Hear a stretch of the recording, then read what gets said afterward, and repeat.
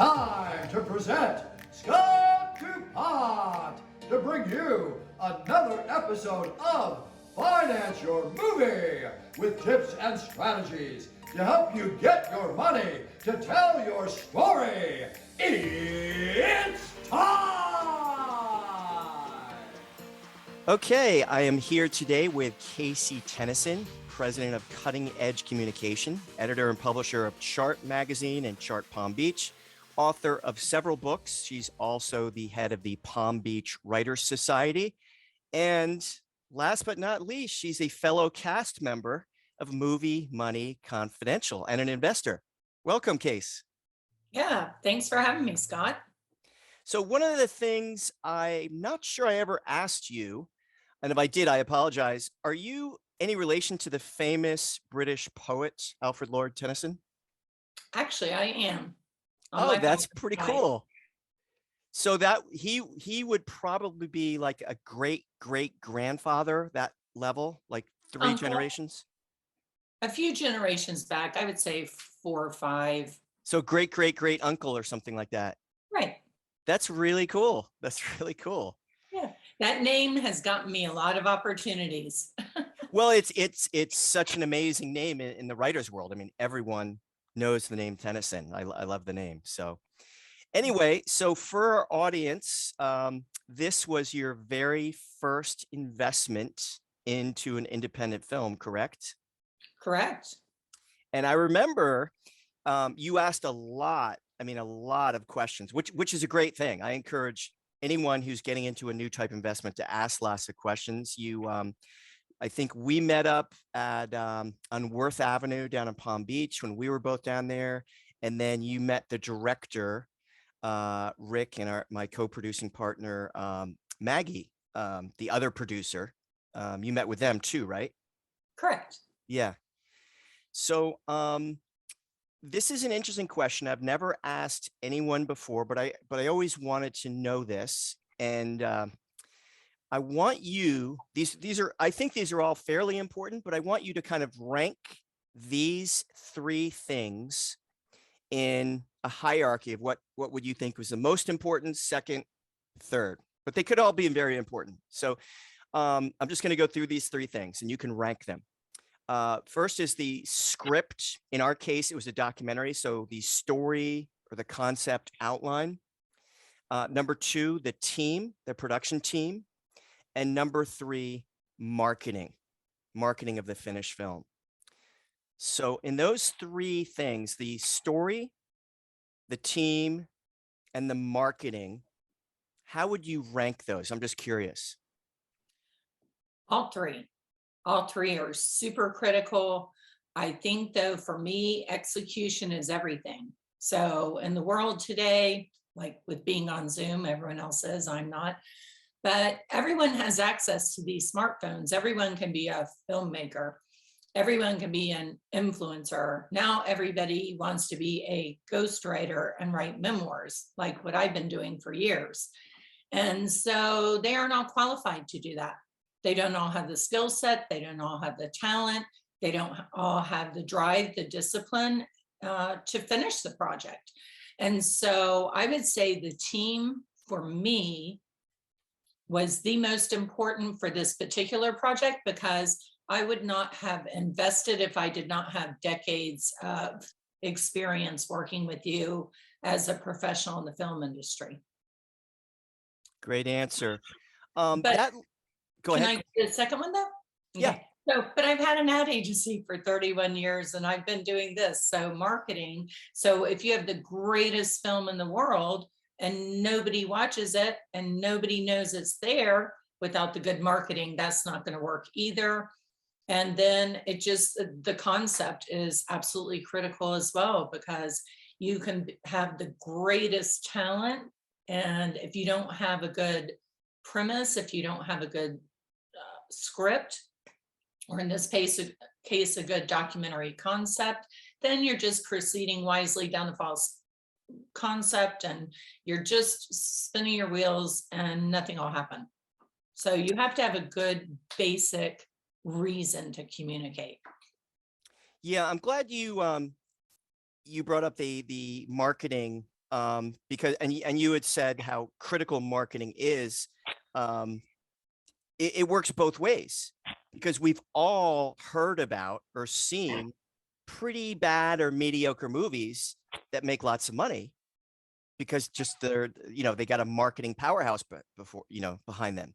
At the same time, like you said, you could have the greatest story in the world, but if you don't execute, if you don't get it out there, not a lot of people are going to see it. Right. So I'm glad you mentioned that. And the thing you just mentioned a few minutes ago, you said we had this relationship about 20 years or so together. That leads me to another thing. So I do remember this phone conversation I had with you, or it could have been an email. I had gotten you the business plan, so you were kind of in the stage of considering it. You were taking a look, and I remember I shared that 3 or 4 of our mutual friends from Winter Park. By the way, Winter Park is Winter Park, Florida, very, very small town where I used to live, and Casey lives right now.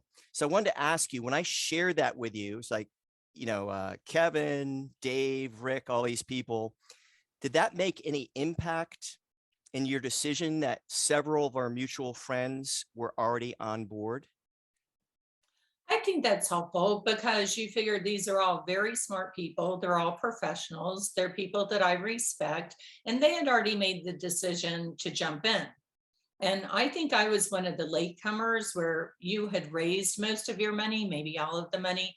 And so I was a latecomer into the investment part of the project. And so I was all in just because it's just my own personal philosophy that if I have extra money, because in the creative industries, me as a writer, me as an ad agency person, me as a magazine publisher, our income goes up and down. And when I have extra money, my favorite place to put it is in the arts somewhere. And my favorite place to put it is with people that I know, trust, like, and that I believe in, because you can put it in the stock market and lose it. I'd rather give it to a friend and maybe I get my money back and maybe I make a nice profit. And so, yes, having those other people involved did make a difference. But had I been your first pitch, I probably would have still asked all the same questions and I probably still would have given you the money. Awesome. Well, thank you once again for coming on board. We're really excited now that the film is out there to see what happens in the next few months. We're going to start seeing some reports.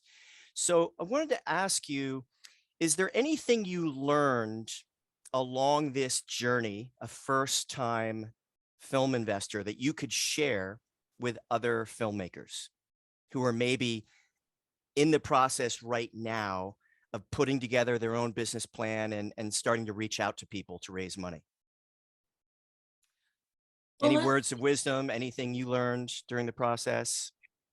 Well, I think I met with you one-on-one, that I met with Rick and Maggie one-on-one. And the thing is, it's a team effort. Putting together a film is not something that one person does. And as one investor, you don't really have a voice, you're along for the ride. And so I think something that I might suggest to filmmakers looking for investors is put everybody in the room, let them all, first of all, it's just going to be more efficient. So let them ask the same questions once, answer it to everybody once, and then you would also get the whole everybody wanting to sign up and the peer pressure of I'm in, and so I think that might be helpful. And then also you would get to see the camaraderie of the team in the same room, working together, putting on a presentation. You would see what their energy and how they work together. And I think all of that would be helpful if you have a really great team, you have a great concept, you have a great pitch, do it to a room full of people and put everybody in the same room. That is, I learned something every single esteemed guest that I bring on this show, and that is absolutely brilliant. I had a client who actually lives in Lake County, maybe 45 minutes from where you are, and they recently did a house party where one weekend they had all the filmmakers together. They invited over 15 or 20 friends, people they knew, potential investors, and they screened a couple of their short films, and kind of like you said. But I think what might be a good idea in the future, and I might actually utilize this thanks to your suggestion, maybe even do a Zoom call with some of the team of other filmmakers in our team Mhm. and invite a whole bunch of people, see who wants to, all chat at the same time. Because you're right, a lot of people might have the same questions. There's that. And then also it's just watching the energy of the team because it is a team project. So if the lead guy, the sales guy is really strong, but if they didn't have a good team on the background, so let's just say when I was doing corporate videos, so I could go in and sell all day long, but there were times when I was using freelancers, when I had weak freelancers, when you weren't available. So I use someone else. And so the product might not end up being as good. So I think just seeing the flavor of the team, I think would be important, and the communication. Like if I have an idea, or if I think I want to present ideas, can I do it during the pitch? Are they listening to me, or am I just like in the background somewhere? So some of that I think would be helpful to involve your investors, ask them their opinion, and even if you don't use their ideas, make them feel included. Yeah, no, that's a great idea. Anything during this entire process that you could maybe share with any potential investors who are kind of behind where you were a few years ago, say some of our Millionaire Flicks audience, in case they're watching this, that you would suggest to them as a first-time potential investor? I would say go sit on a film set, see how hard it is, see what goes into it. And so just from producing TV commercials, corporate videos for decades of my life, I knew what I was getting into. And so I think, you can invest in it for fun, but I think involve yourself. It's fun, it's rewarding. Just learn more about it and be a part of what's going on. And so even if you aren't getting involved in that film, go get involved in another film and just sit in on a shoot one day, or go help them out, be an extra pair of hands with them. And people will always be happy to let you come in and do that.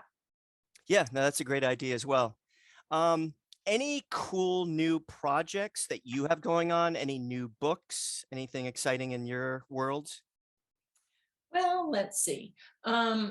Chart Palm Beach, which is only for Palm Beach Island, a little bit of Palm Beach County, is at the printer right now. The interesting part about that is that there's no paper. Oh, there's a paper shortage? There is no paper. So when you go Wow. to print a publication, what they call the fine papers were not manufactured for a while. And so that's been a Wow. real challenge. They've looked for 3 weeks now. So fingers crossed for paper. I think they found some. So we're going to Wow. have a print magazine.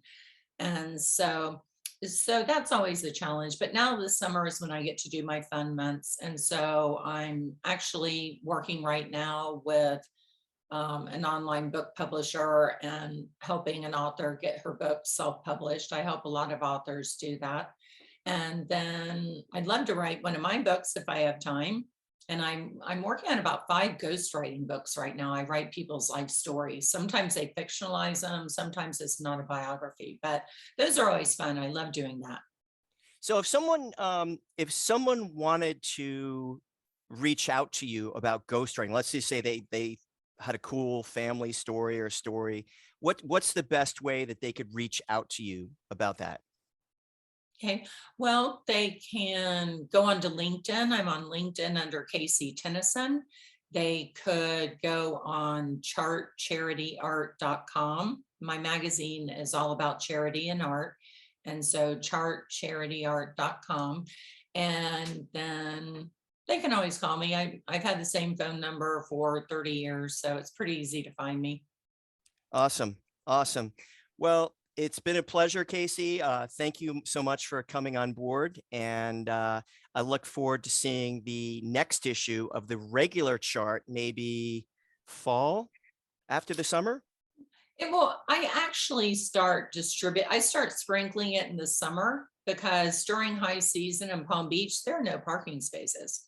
And so the year-round people, I go ahead and start sprinkling it now, but it'll be online within a few weeks. Okay, And so awesome. you can always look at it at that website. Now, Scott, just for the movie Money Confidential, could you just give a quick sentence or two about that? Because I may have some of my friends watch this, and it might be good for them to know what it was that I felt compelled to invest in. Yeah, so anyone who's listening, especially if you're one of Casey's friends and you want to see her actually in the movie, she shot a cool little scene on Soundstage One at the world-renowned G Star Studios in West Palm Beach.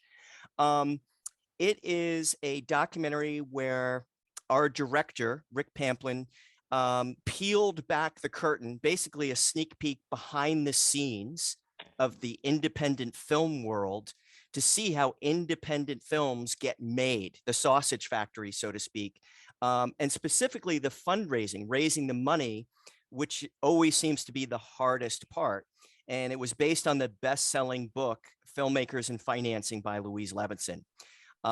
It might sound a little bit dry, a documentary based upon a book about filmmakers and financing, but what we're finding out, and this is really, really cool, and you can go look at the movie critic reviews, you can look at, all the audience reviews, is even people who aren't in the film industry, people who just like watching movies, they find it really interesting. So we have a much, much wider audience than we thought. So thanks for Yeah. that. Yeah, good stuff. So anyway, just so that they know what the film is about, I think that would be helpful for people that I'll send your way to watch this. Awesome. You can just go to moviemoney.com. And once again, your website, Casey? Chartcharityart.com. There you go. Thanks so much. And we will see you next week. Thanks again, Casey Tennyson. Okay, thank you. Thanks for listening. And remember, it's time! There's never been a better time to make your own indie film. And if you have a dream project you're excited about and 100% committed to getting it funded, go to financeyourmovie.com and click on the green telephone button. You'll see our calendar, and if you find an open spot, grab it. You'll get a one-on-one call with me or one of my partners. It will be the best hour you've ever spent getting clarity and strategy towards financing your movie. Thanks for listening, and we'll catch you next week.